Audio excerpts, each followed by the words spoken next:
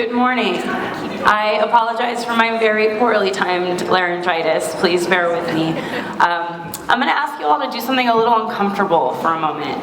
I'm going to ask you to try to imagine what it would feel like to be homeless. For many of us, I'm asking you to imagine the unthinkable. But the reality is that for many people in this country, they're just a few bad things away from that unimaginable scenario. So let's say you get sick, you go into medical debt, you lose your job, can't pay your rent, and you're evicted. You spend that first night sleeping in your car trying to figure out how this happened until you realize it's time to find help and you seek out the nearest shelter. Now imagine you wake up in this scenario in March of 2020. The food banks and the soup kitchens where you got all of your meals have closed down. The water fountains at the parks that you always relied on have been shut off. You keep hearing rumors about this deadly disease that's spreading from person to person, and the only guidance you hear on the news is to stay at home, but you're homeless, so that doesn't apply to you. And you have no choice but to sleep in a crowded shelter because it's freezing outside. So this nightmare that I'm asking you to imagine was a reality for over 500,000 Americans in 2020. I'm an associate professor of public health and biomedical engineering here at Purdue. I work on rapid diagnostic tests, both in the lab, and I also think a lot about how to take them out of the lab to community settings where they're most needed. In 2020, I was contacted by a local shelter who was having trouble getting their folks tested for COVID. And it was impossible to tell who was infected and who wasn't in this crowded homeless shelter. And so to me, it seemed they obviously needed rapid tests and vaccines for that matter. So in my infinite wisdom as an expert, I was like, hey, you should probably get all your people vaccinated and you should offer rapid testing at your shelter. And my amazing now community partner, Jennifer Layton, who's here, thank you for coming, at LTHC Homeless Services, she looked at me and she said, that's a lovely, lovely thought. I can't even get the folks in my day room to wear masks. They're certainly not gonna let us stick something up their nose, and they will most likely not be getting vaccinated. So it was clear that my expertise meant very little here.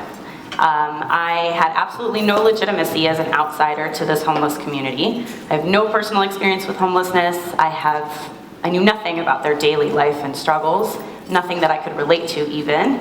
And it was clear that I was going to have to relinquish any authority that I had as a researcher or expert and really let the community lead. I had to figure out how to engage them and build their trust to identify their specific needs and priorities and work together to arrive at meaningful and practical solutions. So that's what we did. We started community engaged research to improve pandemic response in homeless shelters, and we started by listening. So we hired 2 community health workers. Their names were Nick and Becca. We trained them to talk to folks at the shelter, figure out what they needed, what they wanted, begin building their trust. And we started by asking first what they wanted, not what we assumed was needed. And it turns out what they wanted was help getting their stimulus checks. At the time, you just needed a bank account and a home address. Most folks had neither. And so we had to figure out how to help with that, and our community health workers were able to get over 50 people their stimulus checks.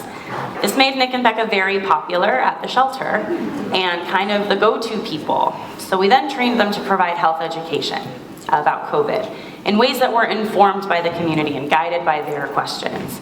So, for example, why should we wear a mask? Well, we would show them those droplet videos of people sneezing with and without a mask on. Is it true that the government put chips in the vaccines so they can track us? And that was what started multiple sessions to dispel myths about the vaccines. And little by little, you saw people much more willing to engage in preventive health behaviors. There was a lot more interest in the vaccine. Our health department ended up doing multiple vaccination clinics on site at the shelter. We also learned that almost everyone was willing to get tested as long as they could do it at the shelter and they could swab themselves. So we did that. We gained a much deeper understanding of their specific barriers to healthcare. So we no longer were relying on kind of the misconceptions and the assumptions that we heard before about, they don't care about their health or they're unwilling to see a doctor. We now had a much better understanding of their specific needs. And so we didn't rely on that hearsay. And we could work with them to arrive at some meaningful solutions to address them. So this was the story of how we created this community academic partnership, to meet folks where they are, to design strategies and health technologies to bring preventive health care to them. We've been doing this for about 5 years now, this community academic partnership, almost 5 years. It has provided this forum for bidirectional dialogue between the community and the university around issues of homelessness and health disparities. And this has garnered millions in research dollars from the National Institutes of Health. My lab, for example, just launched a 5-year study trying to understand different strategies to improve healthcare delivery in homeless populations. So we're starting with addressing disparities in cervical cancer. Many women in this community refuse traditional pap smear screening because of historical rates of sexual violence and trauma. And so we are bringing cervical cancer screening to them by letting them swab themselves in the bathroom of the shelter. And these kinds of strategies, what we call self-sampling, are actually changing the game in public health, and we can take very little credit for them because most of these ideas came from the community. They brought the ideas to us, and we just wrote the grants and designed the studies to test them. This work is growing. This approach has allowed us to expand in different directions. We have faculty here in this community academic partnership, in nursing, in pharmacy, in public health, that have taken new directions proposed by the community around issues of food security and nutrition, women's health, family and youth resilience. And our group is growing, and it's making a difference. And we've learned some valuable lessons along the way that I want to share with you. The first is that collaborative science is the best science. I think I'm preaching to the choir here, but everything we learn from the community every day changes the way that we do science. It changes what we know about public health and about disease prevention. The second is that community-based research forges connections that allow local organizations to feel very real ownership over the work. So about 25% of our research dollars has gone directly to our partners in order to serve as the community home for the research, but also to build the necessary capacity so that work is sustainable and really to empower them to be their own agents of change. And the third is a personal one. This work has really forced me to learn to listen.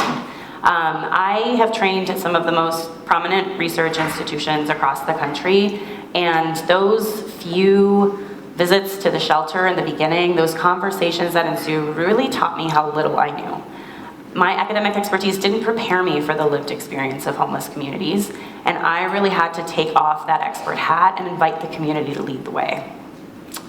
I never thought I'd be doing work like this. I'm a biomedical engineer. I trained in a wet lab. But this work has fundamentally changed the way that I view my own research and also how I view science more broadly.